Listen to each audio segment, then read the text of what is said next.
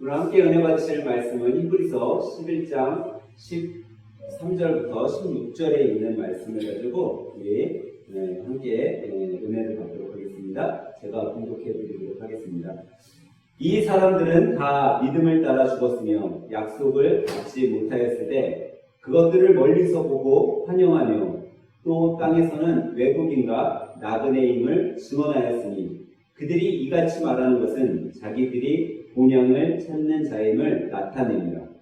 그들이 나온 바 본향을 생각하였더라면 돌아갈 기회가 있었으려니와 그들이 이제는 더 나은 본향을 사모하니 곧 하늘에 있는 것이다. 이러므로 하나님이 그들의 하나님이라 일컬음 받으심을 부끄러워하지 아니하시고 그들을 위하여 한 성을 예비하셨느니라. 아멘. 할렐루야. 우리 옆에 분과 인사할 때 오늘은 이렇게 인사하도록 하겠습니다. 명절을 잘 보내세요 하고 인사하도록 합니다. 명절을 잘 보내세요.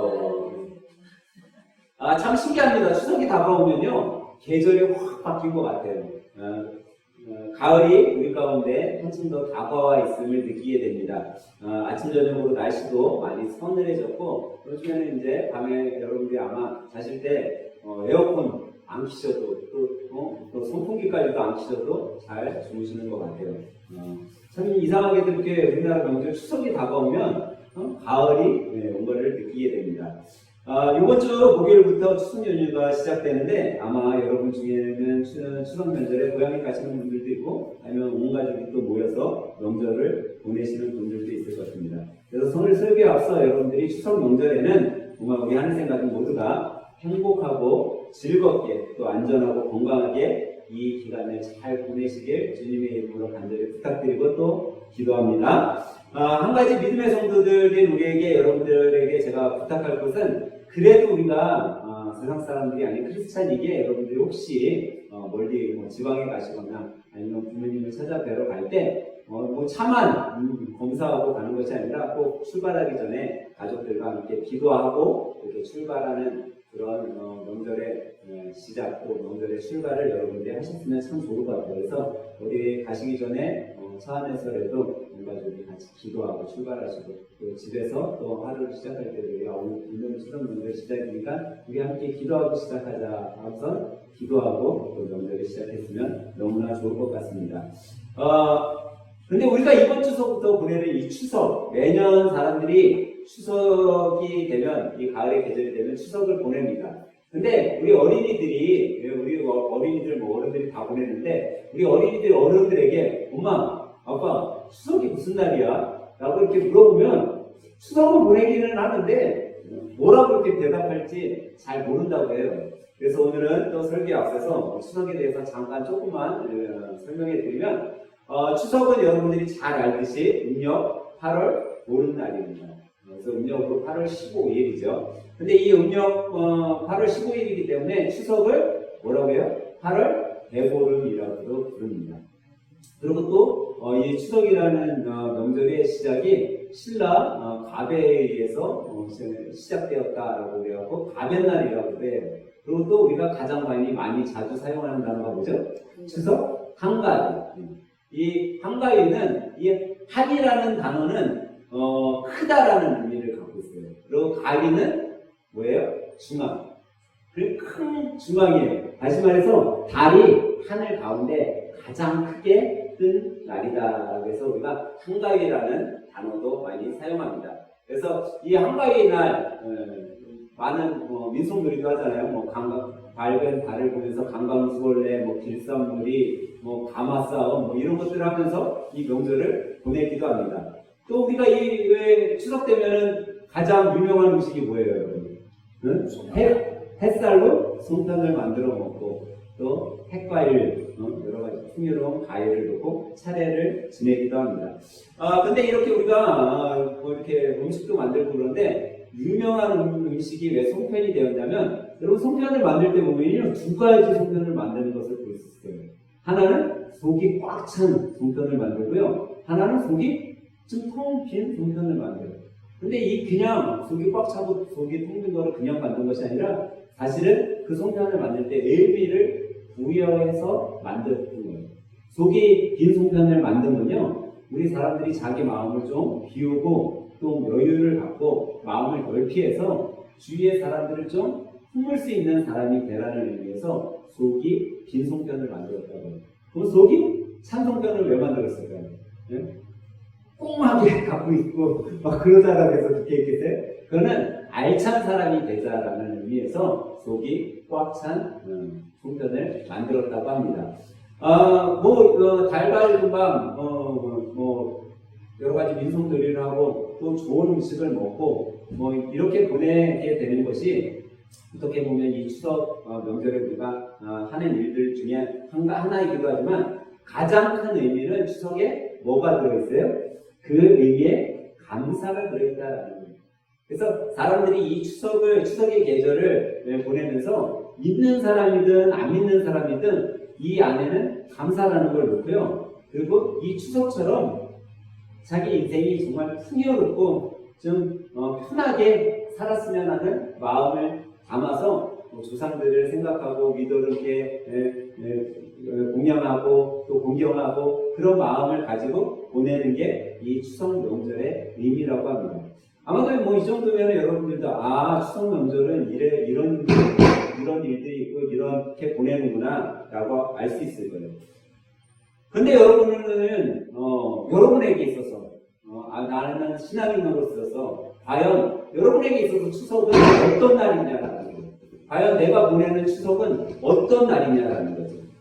저는 우리나라 명절 중 추석과 설을 이렇게 지날 때 좀 떠오르는 단어가 있어요.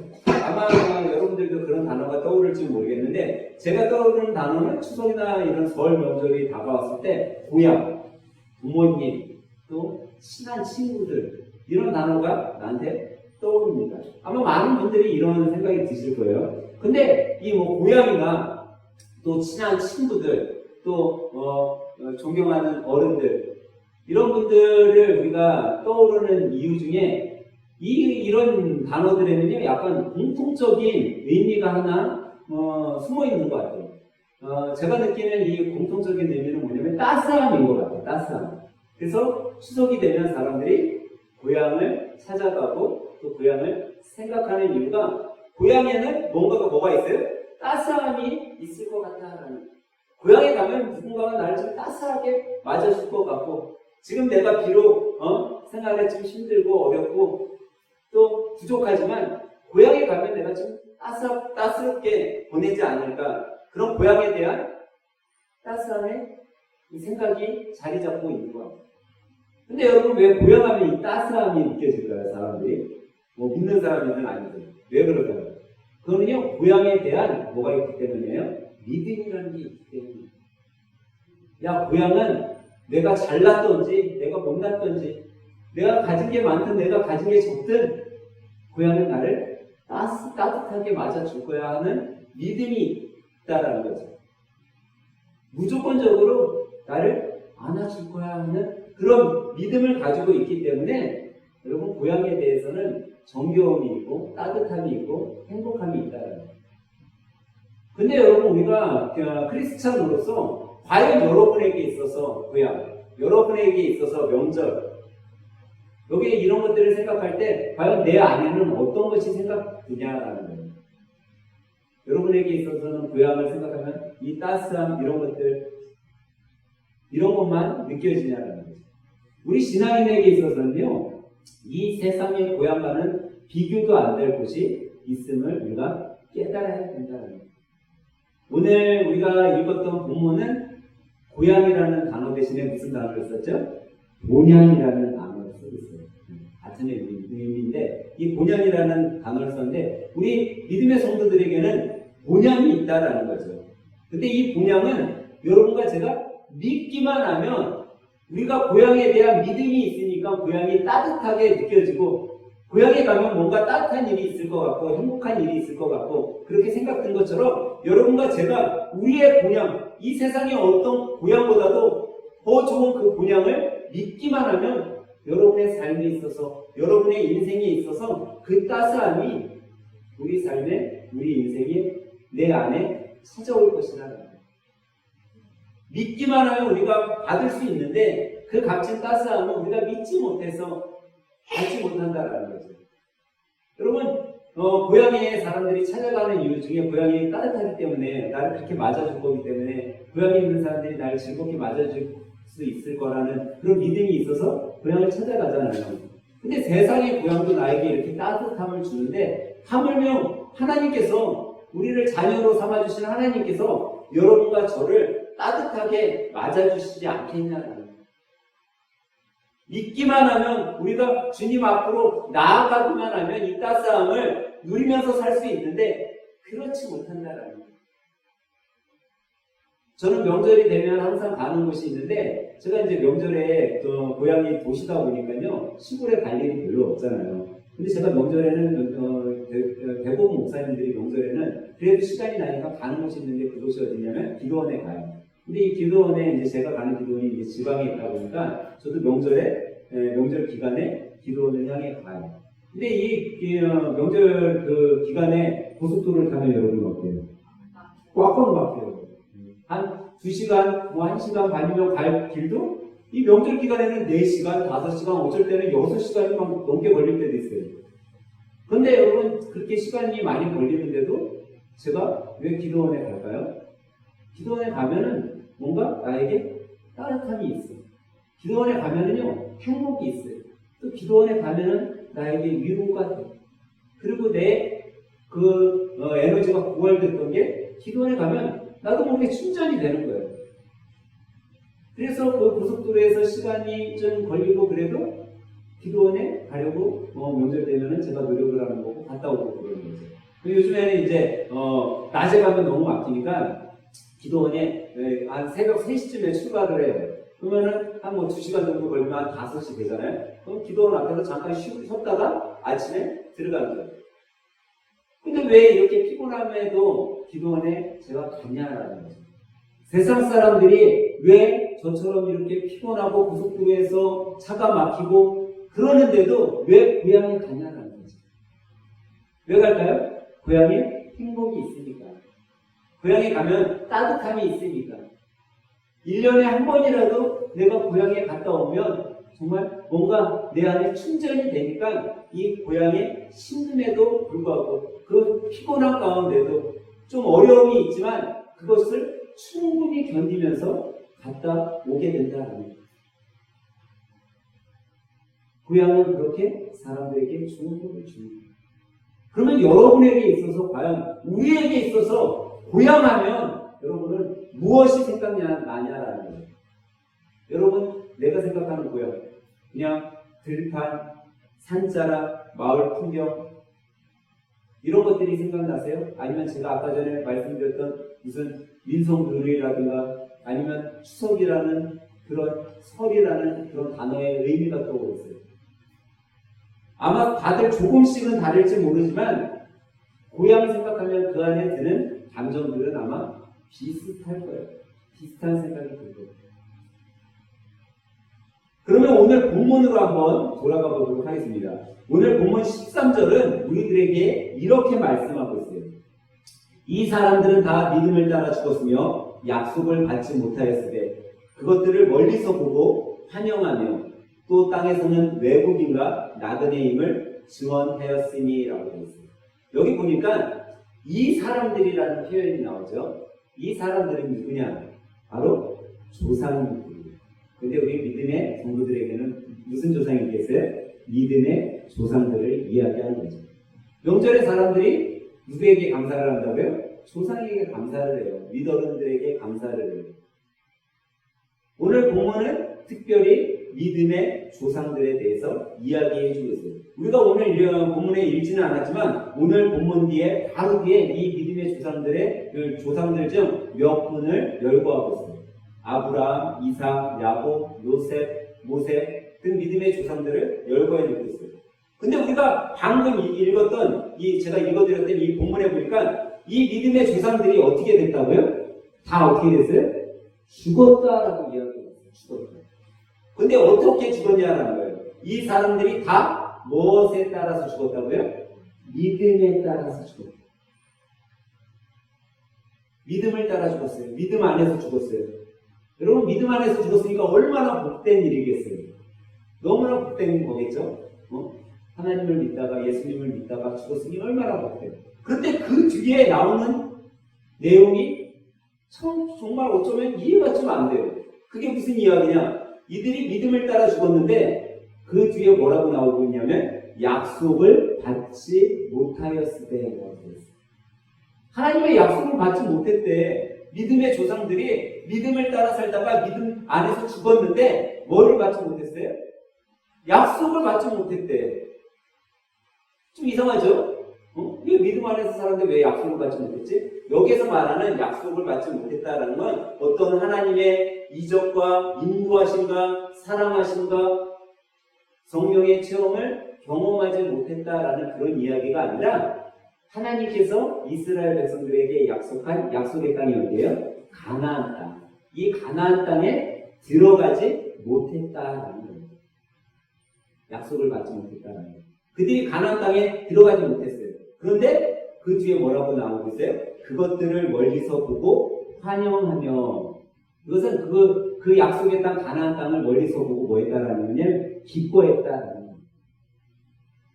그리고 또 땅에서 외국인과 나그네 됨을 그들이 뭐 했다고요? 증언하였다라고 얘기하고 있어요. 근데 왜 이들이 자기가 하나님께서 약속해 놓으신 약속의 땅 가나안 땅을 들어갔어야지 기쁠 거 아니에요.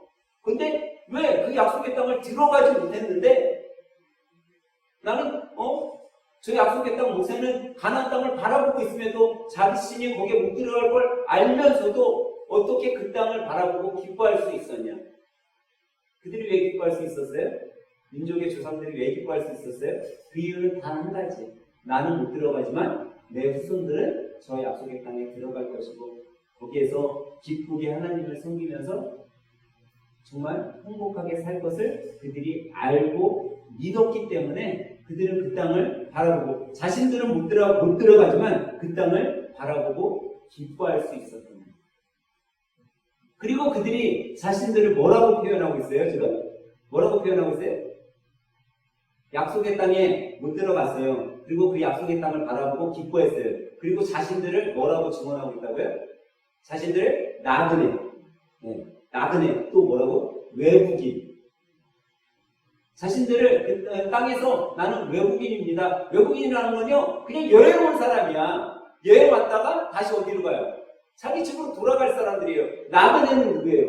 그냥 그 길을 지나가는 사람들이라 라고 이야기하고 있다는 거죠.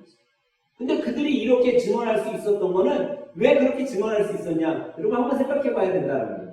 자기가 지금 살고 있는 그곳이 고향이 아님을 알았었던 거예요. 그들은 그들 안에 진정한 본향이 있음을 알았던 거죠. 그 본향을 찾으니까 지금 자신들의 삶, 자신이 살고 있는 그 인생이 나는 나그네와 같다. 나는 나그네의 삶을 살고 있어. 나는 외국인처럼 여행 온 사람처럼 살고 있음을 사람들에게 만방에 알릴 수 있었던 거예요. 여러분 믿음의 조상들 중에 나그네의 삶을 좀 어떻게 보면 우리들에게 잘 깨닫게 해주는 인물이 있는데 그게 누구냐면 아브라함입니다. 아브라함은 하나님이 명령했어요. 아브라함에게. 아브라함아 너의 친척 아비 집을 떠나서 내가 지시한 땅으로 가라라고 하나님께서 명령했어요. 여러분 사람으로 따지면 자기 아버지가 있고 자기 친척들이 있고 그것이 어디에 있어요? 고향이잖아. 근데 그 고향을 하나님께서 아브라함에게 떠나라는 거예요. 너 가족도 주고 너 친구들도 주고 친척들도 다 주고 내가 지시하는 곳으로 떠나라라고 했을 때 아브라함이 어떻게 했어요? 네 하나님 제가 하나님의 말씀에 순종함으로 가겠습니다 하고 그는 아무것도 안 가지고요 믿음만으로 하나님이 지시한 곳으로 떠났어요. 그가 왜 떠날 수 있었냐면 그는 믿음으로 자기가 나그네임을 알았기 때문입니다. 나그네 삶을 살고 있다라는 것, 그 사실을 알았기 때문에 언제든지 떠날 준비가 되어 있었습니다. 자신의 자리에서 떠날 준비가 있는 사람은 우리는 나그네라고 할 수 있어요. 나그네는요, 지금 자기가 있는 곳에 미련이 없어요.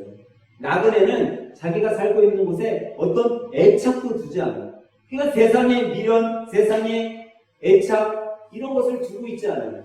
왜? 세상보다 더 값진 곳, 그 본향을 알고 있습니까?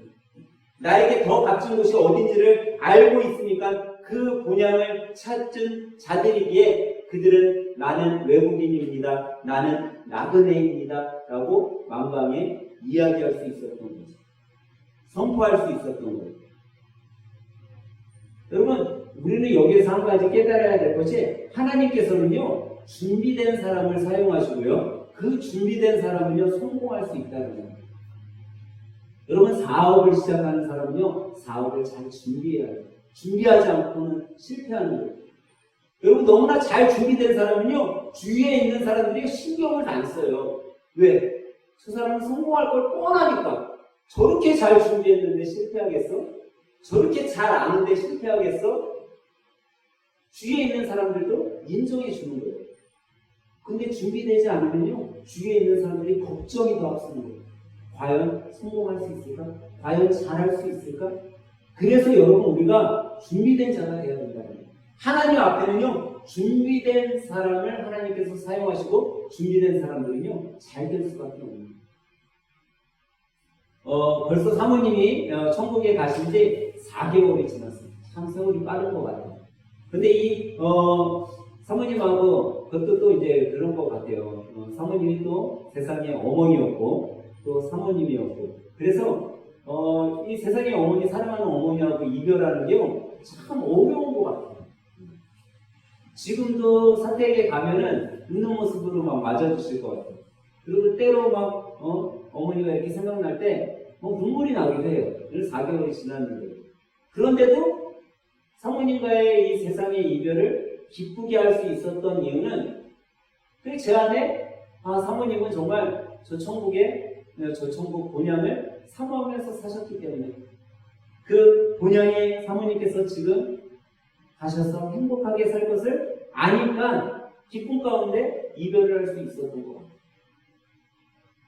그 본향을 사모하고 그 본향을 향해 항상 기도하고 그 본향을 그리며 사셨던 그 사모님을 옆에서 봐하고 옆에서 그를 알고 있으니까 기쁘게 사모님과 이별할 수 있었던 거죠. 만약 사모님이 세상 사람들처럼 세상 고향에 신경을 쓰고 그 세상의 고향만 사모하고 사셨다면 아마 사모님과의 이별이 결코 기쁘지 않았을지도 몰라요. 너무나 힘들었어요. 이현영 목사님이 그러더라고요. 사모님 이제 그 장례 치르고 나서, 목사님, 나는 사모님 천국에 가시고 나서 내 마음속에 한 가지 들은 게 있는데, 그게 뭐냐면, 우리 엄마는 예수님을 안 믿는데 우리 엄마가 돌아가시면 어떡하죠? 그래갖고, 그러면 집사님 우리 전도해야죠. 그래서 사모님이 천국 가시고 난 뒤에 매주 어머니하고 만나고 어머니한테 예수님을 소개하고 신앙인들의 간증을 들려드리고, 처음에는 좀 이렇게 거부하는 것 같아요. 근데 지금은 수요일이 되면 수요일마다 이제 가시죠. 이제 주일날은 여기 오시니까 수요일마다 이제 찾아가는데, 수요일이 돼서 좀 안 오잖아요. 그럼 전화를 안 해. 너 언제 올 거냐고. 여러분, 우리는요, 내가 천국의 본향을 알고 있고 내가 진정한 본향을 아는 자라면요, 우리는 전도해야 되는 거예요. 그것을 나만 누리면서 살면 안 돼요. 그 영원한 본향을 우리가 찾았다면 그 소망의 본향을 우리 주위에 있는 사람들에게도 전해야 되는 거죠.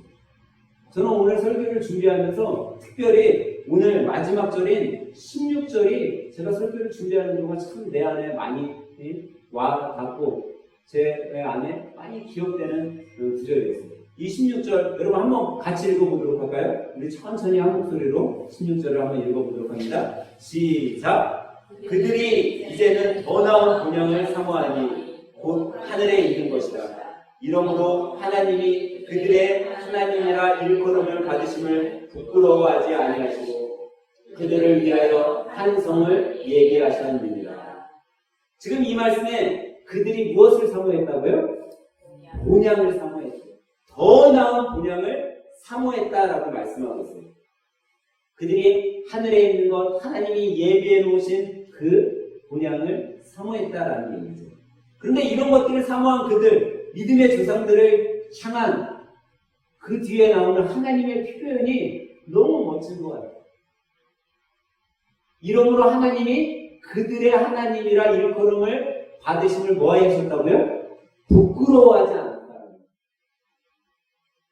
여러분과 제가 주님 앞에 섰는데 주님께서 야, 나 너 누군지 알지 못해. 이거는 뭐예요? 나를 보고 주님께서 외면하신 거야. 야, 나 너 안다는 거 자체가 부끄럽다. 야. 만약에 여러분과 제가 주님 앞에 섰는데 주님께서 그런다면 여러분 우리 그 앞에서 고개를 들 수 있겠어요? 근데 지금 하나님께서는 이 믿음의 조상들의 태도, 삶의 모습, 그들이 지금 자신들을 증언한 이 이야기를 듣고 뭐라고 얘기하고 있어요? 나도 너희들이 너희들의 하나님이라고 이야기하고 만방을 향해 이야기하고 선포하고 그렇게 살아가는 것을 내가 옆에서 보고 있는데 그거를 보고 있는데 나는 사람들 앞에서 나 또한 너희들을 안다는 거에 대해서 뭐하지 않겠다고요? 부끄러워하지 않는다라는 거예요. 저는 우리 하늘샘교회 사랑하는 성도님들이 정말 하나님께서 그렇게 여기는 사람들이 되었으면 좋겠어요. 야, 하늘샘교회 성도들아, 나는 너희들 아는 게 전혀 부끄럽지가 않다. 나는 오히려 너희들 아는 게 너무나 기쁘구나, 너무나 행복하구나. 그런 이야기를 들었으면 너무나 좋을 것 같아요. 근데 오늘 분명은 그런 이야기를 들을 수 있는 자들이 누구냐? 바로 본향을 뭐하는 자? 사모하는 자들이라고 우리들에게 깨닫게 해주고 있습니다. 여러분, 사모하다라는 말은요, 애틋하게 생각하고 그리워하다라는 뜻을 갖고 있어요. 애틋하게 생각하는, 그리워하는. 그리고요, 사모하다라는 말은요, 우러러 받들고 마음속에 깊이 따르고 새기다라는 의미를 갖고 있어요. 그러니까 천국을 소망하고 천국을 사모하는 사람은요, 마음속에 그리워하는 마음, 애틋한 마음, 애틋한 생각도 있지만 뭐예요? 그 천국에 대한 것을 마음속에 새기고 따르는 삶을 살아가는 사람들이라는 거예요. 다시 말해서 하나님의 말씀을 내 마음속 깊은 곳에 새기고 그 말씀에 따라 살아가는 사람들, 그 사람들이 천국을 본향으로 두고 그 본향을 사모하는 사람들이라는 거죠. 세상 사람들이 이 사모하다라는 단어를 좀 다르게 표현을 해요. 사랑이라는 단어로 표현을 하죠. 제가 종종 설교에서 여러분들 사랑해 보셨어요? 하고 질문을 하는 경우가 있어요. 여러분 사랑해 보셨으면 알 거예요. 사랑을 하면은 사랑하는 사람이 지금 내 자신과 어떻게 하길 원해요. 사랑하면 여러분 보고 싶어도 어때요? 또 보고 싶어. 그리고 사랑하면은 그 사람하고 오랫동안 같이 있고 싶잖아요. 그게 바로 사모하기 때문에 사랑하니까 조금 더 함께하고 싶고 조금 더 좋은 것을 나누고 싶고 조금이라도 더 그 사람하고 있고 싶고 그런 게 바로 사모하는 거죠.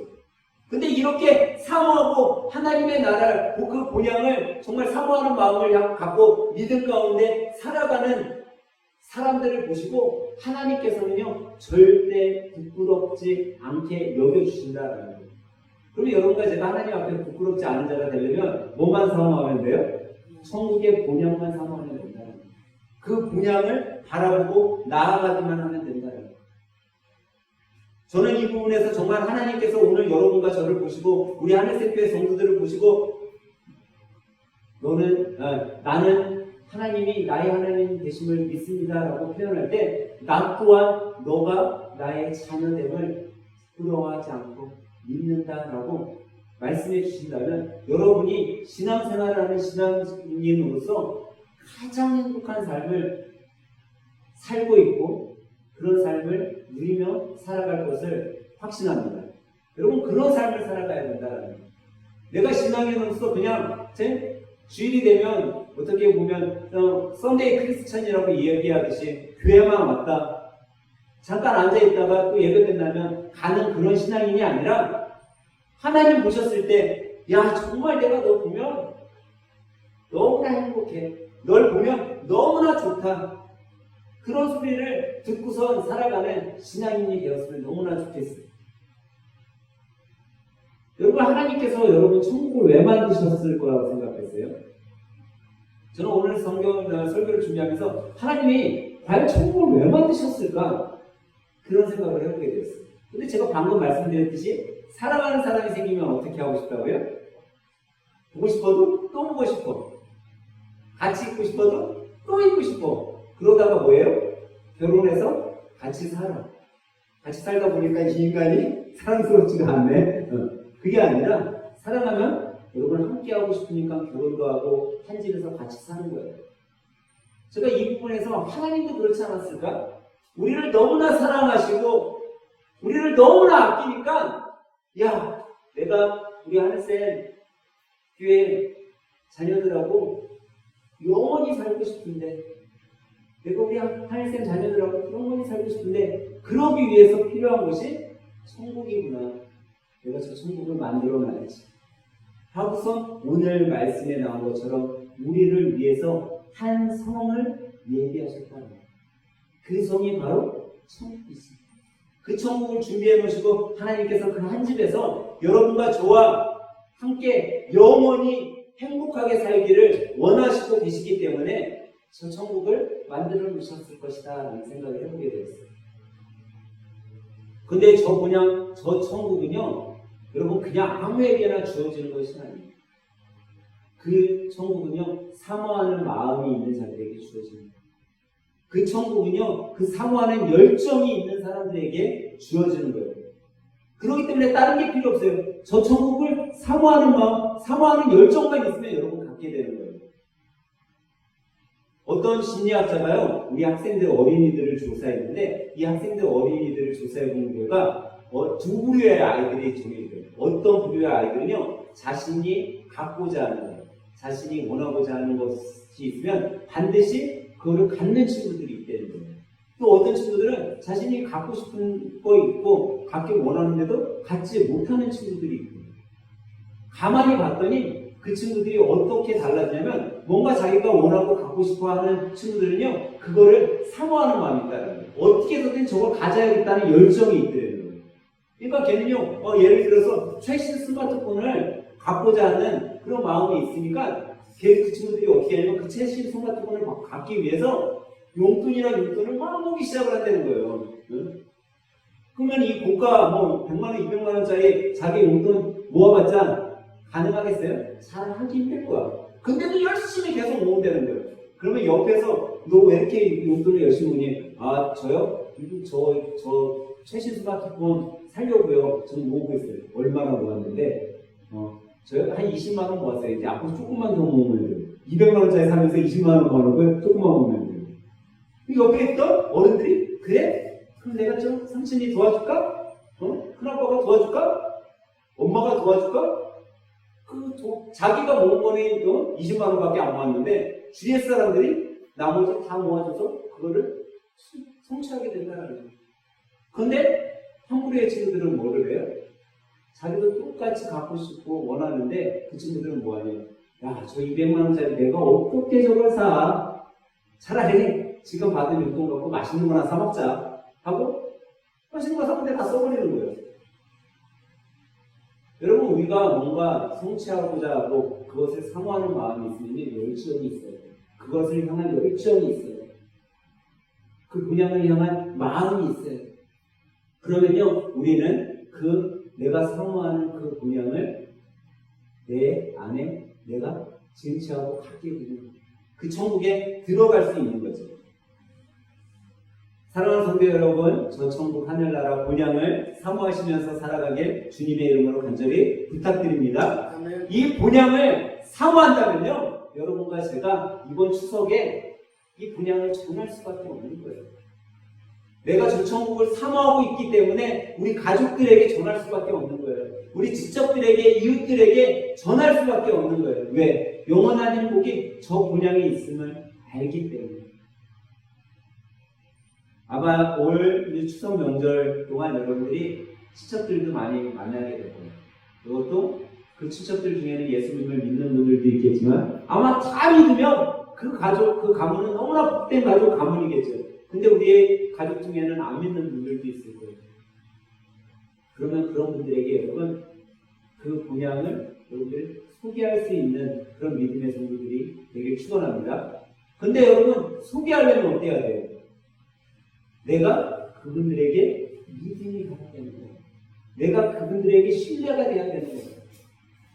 예전에 어떤 집사님이 저한테 그런 얘기를 하더라고요. 아니, 우리 친척 중에 뭐 교회 권사라는 사람이 있는데 이 권사라는 사람이 명절에 사람들만 가족들만 다 모이면요 그 권사라는 집안 사람들이 오기만 하면 뭐가 있어요? 싸움만 난다는 거예요. 아니, 저 권사라는 애 남편은 장로라는데 저 사람들만 보면은 아주 밥맛 떨어진다는 거예요.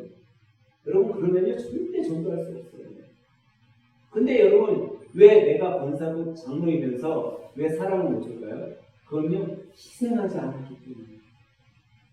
여러분들이 누군가를 전도하길 원하고 누군가를 정말 예수님을 소개하길 원한다면요 여러분이 먼저 희생하는 자가 돼요. 내가 희생하지 않고서는요 전도하기 힘들어요. 내가 뭐 물질을 쓰지 않고서는요 그 사람의 마음을 하기 힘들어요. 그럼 어떻게 해야 돼요? 희생이 필요합니다. 내가 정말 저 사람들이 불쌍하고 저 영혼이 정말 함께 천국 가기를 원한다면은 여러분이 이번 명절 동안 조금 희생해 보시길 바랍니다. 뭐 예를 들면 그런 거죠. 설거지거리가 너무 많아. 근데 야 나는 나이도 많고 권사잖아. 야 너희들이 다 해. 그러면은 뭐라고 해요? 야 나는 저 사람 때문에 교회 안 나가. 나 예수님 안 믿어. 그런데 그 여유하신 분이 설거지 먼저 나서서 막 열심히 해. 그러면 젊은 사람들 어떻게 하겠어요? 아 저희가 할게요. 안 하셔도 돼요. 사랑을 계속 표현해 주는 게 젊은 사람들도 똑같다는 거예요. 좀 더 굳은 일, 좀 더 어려운 일, 남들이 안 하려고 하고 쉬고 싶어 할 때 여러분들이 좀 희생하고 열심히 하면요 그 모습을 보고 야 너 왜 여태까지 안 하던 짓 하냐? 그러면 그때 얘기하는 거예요. 예수님 만나고 난 변했어요. 예수님 만났더니 내가 이렇게 변했어요. 이렇게 살아가는 게 나의 기쁨이에요. 그렇게 전하시는 거예요. 삶으로 여러분들이 전하는 순간 이번 추석 명절이 어떻게 보면 나에게 있어서도 정말 참된 본향을 찾는 그런 명절이 될 것이고 이번 명절을 통해 정말 예수님을 안 믿는 가족들에게 참된 본향을 소개할 수 있는 그런 명절이 될 겁니다. 사랑하는 한쌤 가족 여러분, 추석 명절을 보내며 과연 나에게 있어, 우리 가족에게 있어 우리가 사모하는 고향이, 우리가 사모하는 진정한 본향이 어디이기를 여러분 생각하고 있으세요? 여러분 한번 우리는 믿음의 성도들로서 내가 과연 생각하는 고향, 나에게 있어 참된 본향은 어디일까를 여러분 깊이 생각하고 그 본향을 찾으시고 또 그 본향을 우리 가족들에게 안 믿는 이웃들에게 전하는 그런 민족명절 한가위가 되시길 예수님의 이름으로 간절히 축원합니다. 기도하겠습니다. 우리에게 참된 본향 하나님의 나라를 준비하게 하시고 또 그 본향을 준비하시고 또 우리를 기다리시는 하나님, 주님께서 우리를 위해 가장 좋은 본향을 준비하고 기다리고 계심을 믿습니다. 그것을 사모합니다. 하나님이 나의 하나님 되심을 또한 고백합니다. 이 세상을 살아가는 동안 다른 어떤 곳에 소망을 두고 사모하는 것이 아니라 오직 저 전국 하늘나라에 소망을 두고 사모하며 살아가는 우리 믿음의 성도들이 다 될 수 있도록 인도하여 주시옵소서. 그 본향을 전하며 살아가도록 성령님 동행하여 주시옵소서. 예수님의 이름으로 기도합니다. 아멘.